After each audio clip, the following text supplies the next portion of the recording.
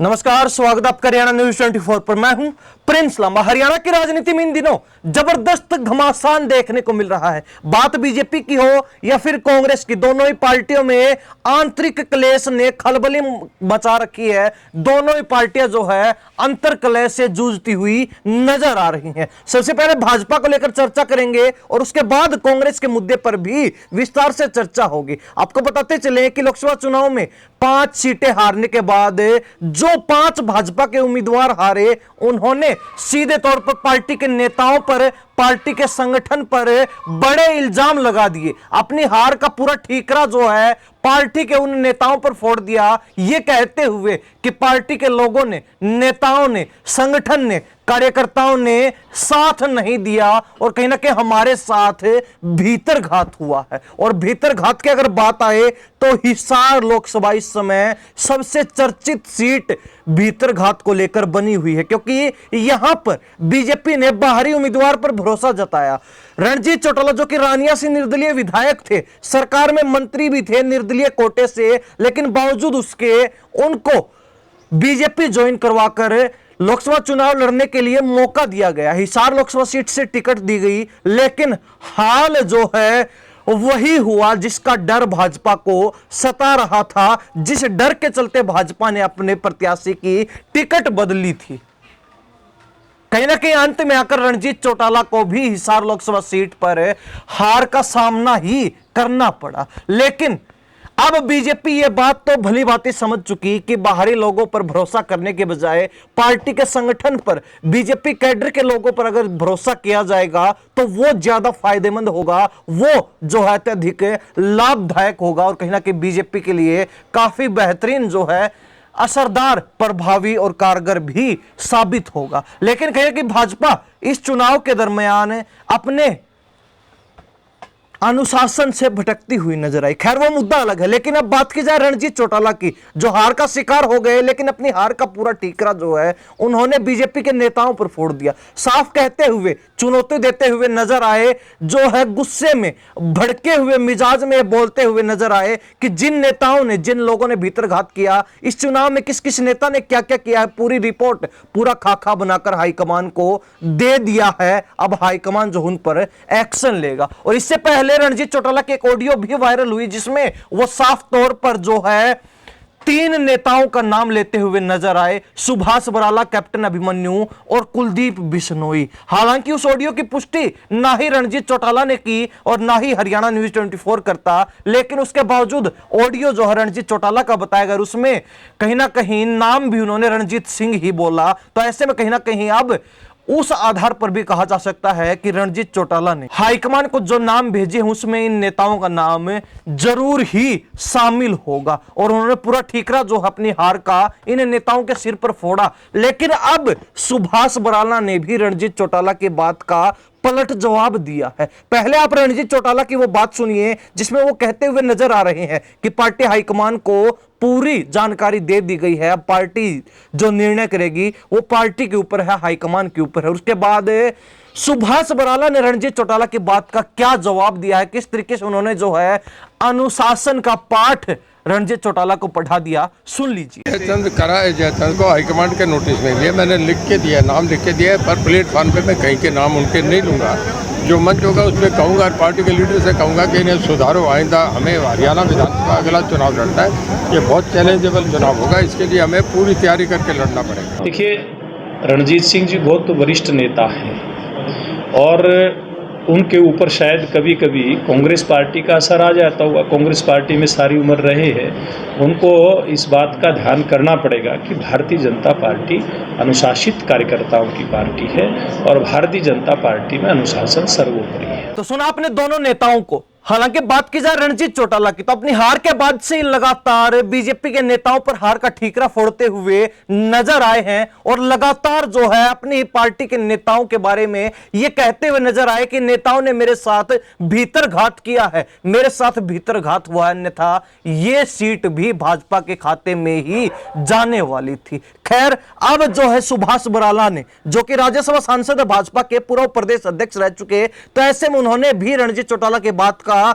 जवाब दे दिया है और कहीं ना कहीं उन्होंने ये याद दिलवा दिया कि रणजीत चौटाला जो कि कांग्रेसी बैकग्राउंड से आते हैं, क्योंकि लंबे समय तक कांग्रेस में रहे, एक लंबा अरसा उन्होंने कांग्रेस में बिताया, लंबी राजनीति कांग्रेस में की, लेकिन अब जो है वो भाजपा में आए हैं। तो ऐसे में उनको ये ध्यान रखना चाहिए कि बीजेपी एक अनुशासन वाली पार्टी है जहां पर हर कार्य अनुशासन में रहकर होता है। तो ऐसे में कहीं ना कहीं एक अनुशासन का पाठ सुभाष बराला ने रणजीत चौटाला को पढ़ा दिया। हालांकि ये जो भीतर घात के आरोप लगाने का सिलसिला है वो थम नहीं रहा है, बल्कि लगातार बढ़ता ही जा रहा है। और अब तो रणजीत चौटाला ने यह तक कह दिया है कि हम रानिया में चुनाव लड़ने के लिए तैयार हैं, फिर वहां से लड़ाई लड़ेंगे और फिर जो है फतेह हासिल करेंगे, जीत हासिल करेंगे। यानी कि रानिया से विधानसभा चुनाव लड़ने का ऐलान एक बार फिर रणजीत चौटाला ने लोकसभा चुनाव में हार के बाद कर दिया है। चुनाव लड़ने का दावा जो है मजबूती के साथ ठोक दिया और अपनी तैयारियों में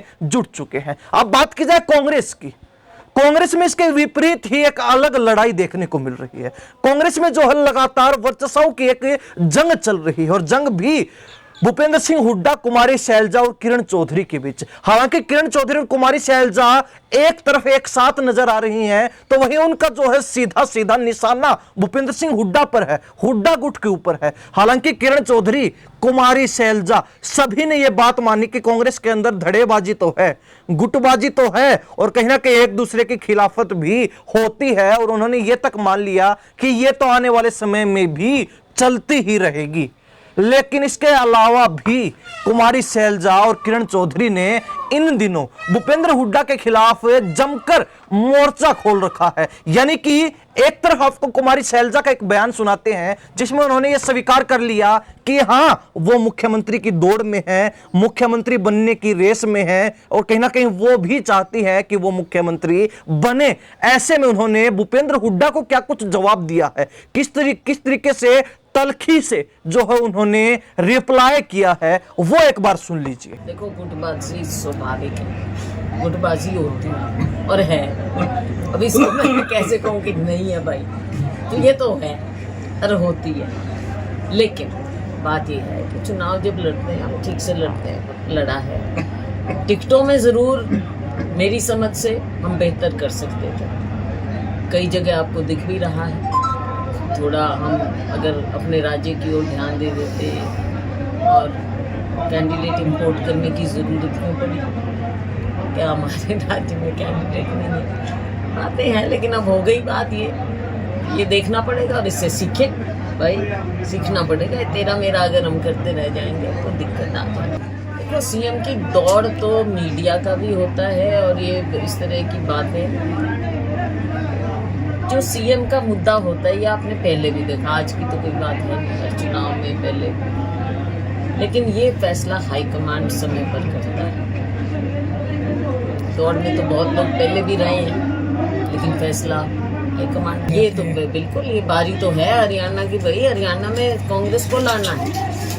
पहले लोकसभा में लाना था, अब आगे कांग्रेस को लाना है विधानसभा में। तो हरियाणा की बारी है कांग्रेस के लिए। बाकी वर्कर्स की भी होती है अपनी अपनी। और देखो, एक लेवल पे आ जाते हैं उस टाइम 2-4 नाम होते हैं जो जिनको हाईकमांड देखता है, लेकिन फैसला हाईकमांड। तो मैं इसकी हमेशा से हमने ये रखी है बात कि नेशनल पार्टी है और हाईकमांड इसमें सभी पहलू देख के फैसला करे, वो सब कमाए। तो ये तो आपने जवाब सुना कुमारी शैलजा का, जो कि नवनिर्वाचित सांसद हैं सिरसा लोकसभा सीट से। हालांकि पिछले जो सिरसा लोकसभा सीट पर उनके जीत के रिकॉर्ड थे, सभी को तोड़ते हुए एक नया जीत का रिकॉर्ड उन्होंने सिरसा लोकसभा सीट में इस बार स्थापित कर दिया है। जनता ने जिस कदर उनको जो है प्यार दिया, उनको समर्थन दिया, ऐसे में कहीं ना कहीं करीब 2,70,000 वोटों से उन्होंने जीत दर्ज की। उसके बावजूद अब जीतने के बाद भी कुमारी शैलजा के तेवर जो है वो फीके नहीं हुए, बल्कि आसमान छू रहे हैं। 5 सीटें जीतने के बाद जहां एक तरफ कांग्रेस के अंदर उत्साह है, जोश है, एक उमंग है, एक उम्मीद बनी है विधानसभा चुनाव में कमबैक करने की, फाइट करने की। तो ऐसे में कहीं ना कहीं जो गुटबाजी है, जो धड़ेबाजी है और जो परस्पर नेता एक दूसरे के ऊपर आरोप प्रत्यारोप लगाते हैं, वो सिलसिला भी लगातार आसमान छू रहा है, ऊंचाइयां छू रहा है और बढ़ता ही जा रहा है। यानी कि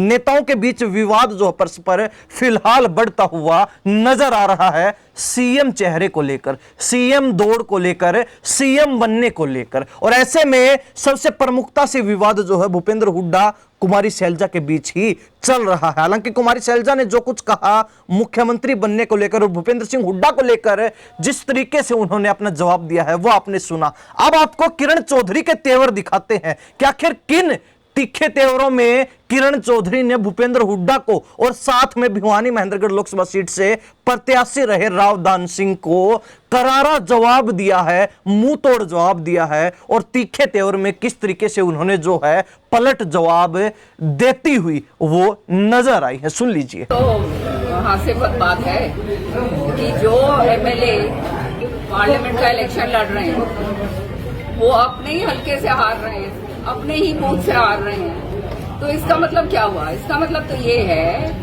कि छवि उनकी इस तरह की थी कि लोगों ने उनको नकार दिया। जो हालात जिस तरह से बनते हैं कि इस चीज में निजी स्वार्थ नहीं आने चाहिए कि उसको मारना है, उसको काटना है तो उसकी टिकट मत लेने दो। ये तो आप पार्टी का नुकसान कर रहे हो ना। पार्टी का नुकसान अगर होगा तो सबका नुकसान है। और वही काम अगर यूं ही चलते रहे तो आने वाले समय में भी यही नतीजे निकलेंगे। शैलजा जी, मैं तो शैलजा जी के साथ हूँ 100%। और जो है पूरी तरह से जो है मेरे दिलो जान से ये चाहत है कि वो बने और प्रदेश को आगे लेकर चलें।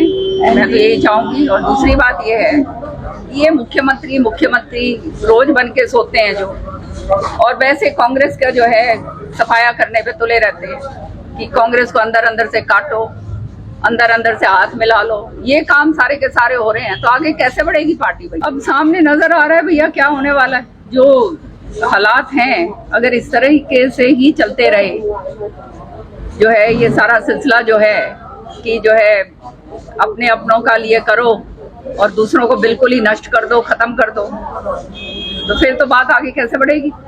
सच्ची बात है या नहीं? बताओ भैया। सबको लेकर आप अगर चलने के सक्षम हो तो आगे बढ़ सकते हो। राजनीति के अंदर कोई एक आदमी अगर ये सोचे कि मैं और मेरा बेटा, ये बात नहीं बनती।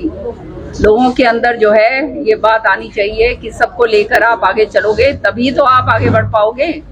सक्षम नेता जो हैं उनको आप साथ लेकर आप चलोगे तभी आगे बढ़ पाओगे, नहीं तो कांग्रेस का फिर वही हाल होगा जो ये पार्लियामेंट के अंदर आपने देखा। तो सुना आपने किरण चौधरी को। किरण चौधरी ने भी कुमारी शैलजा की तरह ही बोलते हुए ये जरूर कहा कि इस बार टिकट वितरण जो है कई सीटों के ऊपर गलत हुआ है। हालांकि हुड्डा गुट की तरफ से इस बात को नकार दिया गया और उनका यह कहना है कि जिन हारी हुई सीटों पर भी कांग्रेस ने जो मार्जिन प्राप्त किया है, जो बढ़त प्राप्त की है, वो भी इसलिए हो पाया क्योंकि इस बार नए चेहरे उतारे गए, प्रत्याशी जो है अच्छे उतारे गए थे। लेकिन किरण चौधरी का इसके विपरीत कहना है। किरण चौधरी ने स्पष्ट तौर पर यह भी कह दिया कि अगर वो सीएम के रूप में किसी को देखना चाहती हैं तो कुमारी शैलजा को देखना चाहती, क्योंकि उनका मानना है कि कुमारी शैलजा से बेहतरीन लीडर हरियाणा प्रदेश में, हरियाणा कांग्रेस में कोई नहीं है। और साथ ही उन्होंने ये तक हुड्डा को निशाना बनाते हुए इनडायरेक्ट रूप से बोल दिया कि कई लोग हर रोज जो है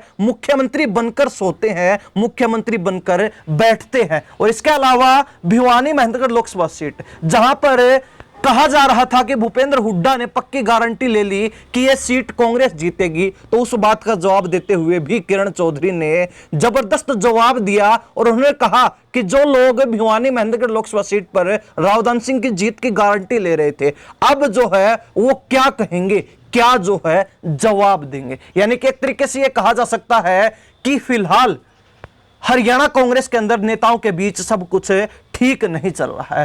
पहले यानी कि लोकसभा चुनाव से पहले जो लड़ाई हरियाणा कांग्रेस में हुड्डा गुट वर्सेस एसआरके गुट के बीच चलती आ रही थी, वो एक बार फिर जो है जबरदस्त तरीके से बढ़ती हुई नजर आ रही है। यानी कि भूपेंद्र हुड्डा वर्सेज कुमारी शैलजा किरण चौधरी रणदीप सुरजेवाला का जो विवाद है अब और भी अधिक जो है बढ़ता हुआ नजर आ रहा है। और कहीं ना कहीं किरण चौधरी और कुमारी शैलजा के जो बयान आपने सुने उससे अंदाजा लगा सकते हैं कि किस तलखी के साथ, किन तेवरों के साथ जो है वो भूपेंद्र हुड्डा को मुंह तोड़ जवाब देती हुई नजर आ रही है। हालांकि सीएम की दावेदारी अब अकेले भूपेंद्र सिंह हुड्डा की ही नहीं रही, बल्कि किरण चौधरी ने भी अपना समर्थन जता दिया और कुमारी शैलजा भी दावा ठोक चुकी हैं कि जो लोग मुख्यमंत्री का राग अलापते हैं कि हम मुख्यमंत्री, वो ये ना समझे कि मुख्यमंत्री बनने की दौड़ में वो अकेले हैं, बल्कि और भी लोग जो मुख्यमंत्री की बनने की दौड़ में शामिल हैं। और कहीं ना कहीं कुमारी शैलजा ने यह तक बोल दिया कि हां मैं भी मुख्यमंत्री बनने की दौड़ में शामिल हूं। तो ऐसे में कहा जा सकता है कि अब मुख्यमंत्री बनने के लिए दावेदारियां भी सामने आने लगी हैं। तो वहीं हरियाणा कांग्रेस में मुख्यमंत्री की सीट को लेकर अभी से जो है विवाद शुरू हो चुका है। अब ये जो विवाद है, ये जो नेताओं की वर्चस्व की लड़ाई है, जो आपसी लड़ाई है, जो आपसी फूट है, ये किस कदर जो है भयंकर रूप लेती है, या फिर ये बात यहीं रुक जाएगी, यहीं थम जाएगी, विवाद यहीं पर जो है समाप्त हो जाएगा, इस बारे में कुछ कहा नहीं जा सकता। लेकिन हरियाणा प्रदेश की जनता क्या सोचती है, अपनी राय कमेंट में जरूर रख सकती है। बीजेपी को लेकर भी, क्योंकि बीजेपी के अंदर भी इस समय जो हारे हुए लोकसभा उम्मीदवार हैं वो लगातार भीतरघात के आरोप लगा रहे हैं। और बात की जाए रणजीत चौटाला की, तो वो तो हर रोज जो है भीतरघात के आरोप लगातार लगाते हुए नजर आ ही रहे हैं। उसको लेकर और साथ ही हरियाणा कांग्रेस में मुख्यमंत्री बनने को लेकर जो होड़ लगी हुई है, जो लड़ाई चल रही है, जो विवाद चल रहा है, इसको लेकर क्या सोचते हैं कमेंट अपनी राय रख दीजिए। इन्हीं सब बातों के साथ मैं प्रिंस लंबा, हरियाणा न्यूज़ 24। नमस्कार, जय हिंद।